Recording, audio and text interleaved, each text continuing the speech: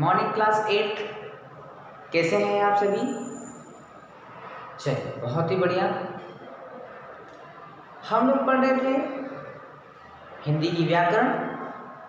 व्याकरण में हमने कल क्रिया पढ़ा था।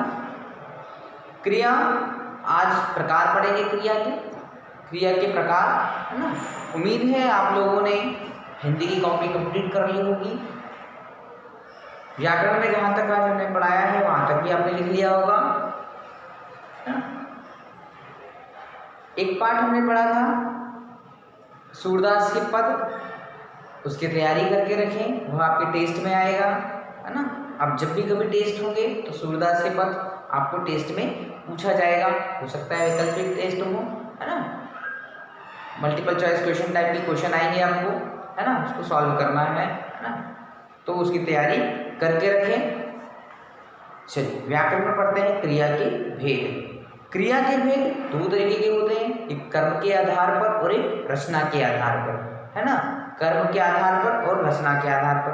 कर्म के आधार पर दो प्रकार के होते हैं, पहला है अकर्मक क्रिया, दूसरा सकर्मक क्रिया, है ना। क्रिया के दो मुख्य प्रकार हैं, कर्म के आधार पर और रचना के आधार पर। फिर उसके बाद में कर्म के आधार पर दो तरीके से होती है, अकर्मक क्रिया और सकर्मक क्रिया। और रचना के आधार पर सामान्य क्रिया, संयुक्त क्रिया, नाम धातु क्रिया, प्रेरणात्मक क्रिया और पूर्णकालिक क्रिया, यह 5 क्रिया होती है। तो आज हम पढ़ेंगे नाम के आधार पर क्रिया, है ना। नाम के आधार कर्म के आधार पर क्रिया, कर्म के आधार पर अकर्मक और सकर्मक, है ना।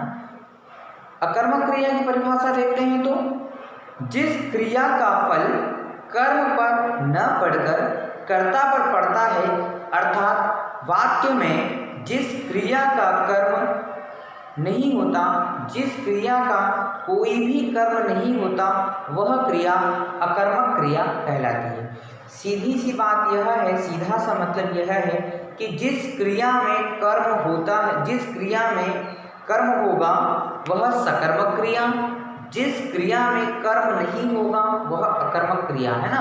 जहाँ जहाँ काम होगा, जहाँ पर क्रिया द्वारा काम बताया जा रहा है, काम हमको समझ में आएगा, वह हमारी सकर्मक क्रिया होगी। जहाँ कर्म नहीं होगा वह अकर्मक होगी, है ना।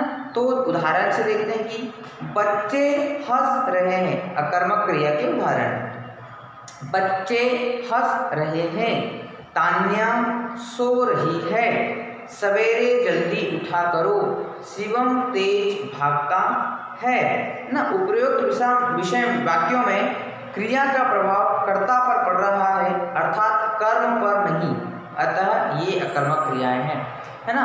अब जो भी काम है वो सीधा सीधा कर्ता के ऊपर प्रभाव पड़ रहा है ना। तो वो सीधा सीधा हमारा अकर्मक क्रिया होगी। जैसे बच्चे हंस रहे हैं तो हंसना क्रिया हो गई, है ना। अब उस क्रिया का प्रभाव किस पर पड़ रहा है?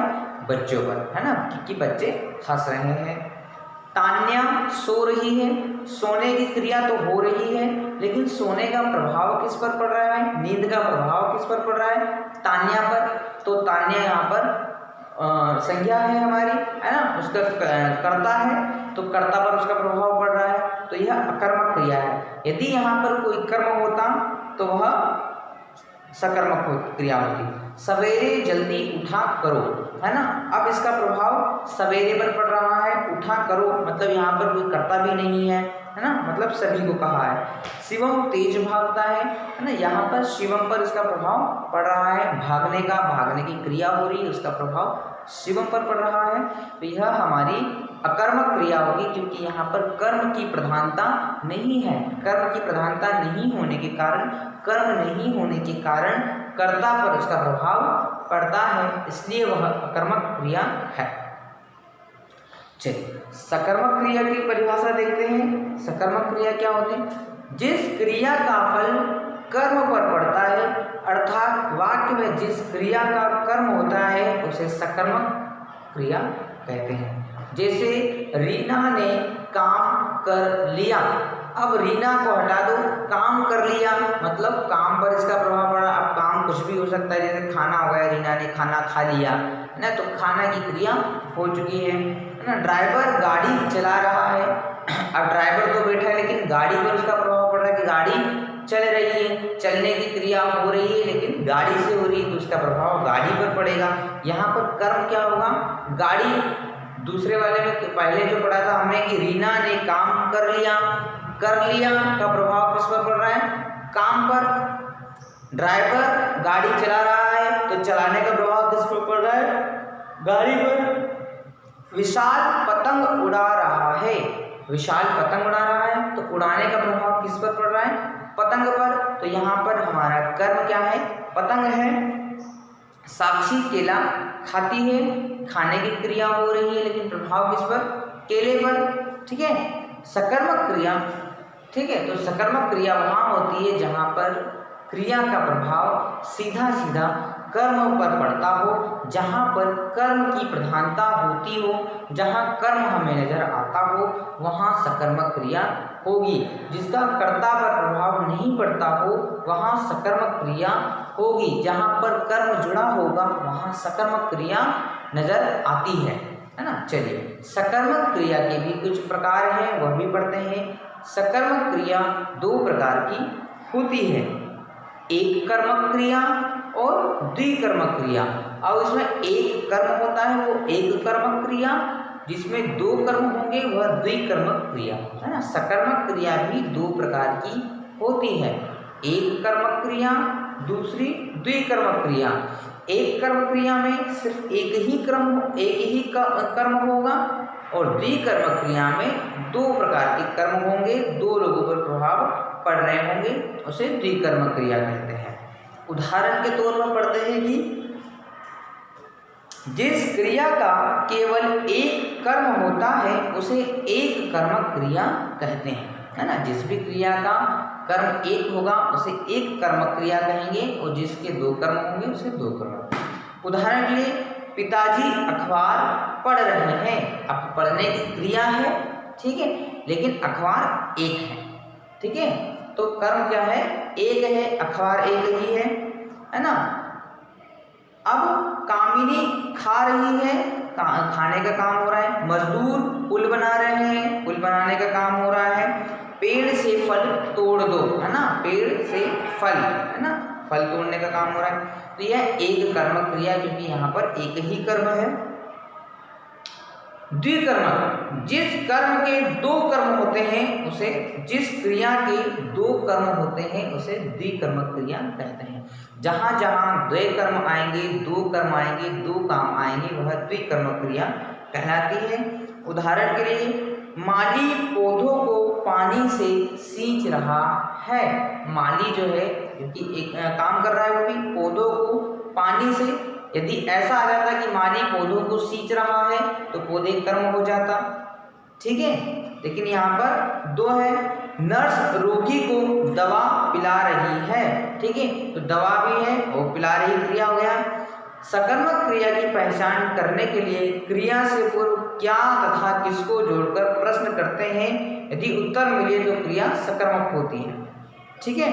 अब जैसे कि यहाँ पर है, माली पौधों को पानी से सींच रहा है। माली जो है वो काम कर रहा है सींचने का, ठीक है, लेकिन पौधों को पानी से सींच रहा है, तो पौधे तो कर्म हो गए, काम किया जा रहा है उन पर, ठीक है, पहला कर्म, दूसरा माली। नर्स रोगी को दवा पिला रही है, यहाँ पर भी दो कर्म हो गए, ठीक है। अब इसमें विशेष बात यह है, सकर्मक क्रिया की पहचान करने का एक तरीका ये भी होता है कि हम उसके आगे क्या तथा किसको सब प्रश्नवाचक जोड़ दें, तो उससे हमें पता चल जाता है कि यहाँ पर कर्म क्या है। जैसे कि चेतन सो रहा है, क्या सो रहा है, चैतन्य सो रहा है ना, कोई उत्तर नहीं तो अकर्मक है। जैसे चैतन्य सो रहा है, क्या सो रहा है, तो कोई उत्तर नहीं है। यदि कौन सो रहा है पूछते तो आता उत्तर, लेकिन क्या सो रहा है मतलब यहाँ पर कर्म नहीं है। विशाल पतंग उड़ा रहा है, तो क्या उड़ा रहा है, विशाल क्या उड़ा रहा है, पतंग, ठीक है, तो पतंग यहाँ पर हमारा कर्म है। तो क्या और किसको शब्द जोड़ देने से यदि उत्तर हमें मिल जाए, सही उत्तर मिल जाए, तो वह हमारी सकर्मक क्रिया होगी। ठीक है, माँ बच्चे को लोरी सुना रही है। माँ क्या सुना रही है? लोरी। तो लोरी हमारा कर्म है। ठीक है, हमारी क्रिया में उसका, हमारे वाक्य में कर्म क्या है? लोरी। ठीक है, किसको सुना रही है? बच्चे को, है ना, किसको भी, तो बच्चे को सुना रही है, तो बच्चा भी यहाँ पर कर्म है। ठीक है, तो यह द्विकर्म क्रिया का उदाहरण हो गया कि माँ बच्चे को लोरी सुना रही है, बच्चा और लोरी दोनों कर्म हो गए। तो यह हमारी क्रिया थी। आज हम इतना ही पढ़ते हैं, कल हम रचना के आधार पर क्रिया को पढ़ेंगे। तब तक आप इस वीडियो देखकर रचना क्रिया की परिभाषा, क्रिया के प्रकार और साथ ही रचना कर्म के आधार पर क्रिया, कर्म के आधार पर क्रिया जो है वो अकर्मक क्रिया और सकर्मक क्रिया की परिभाषा लेकर के रखेंगे। ठीक है, थैंक यू।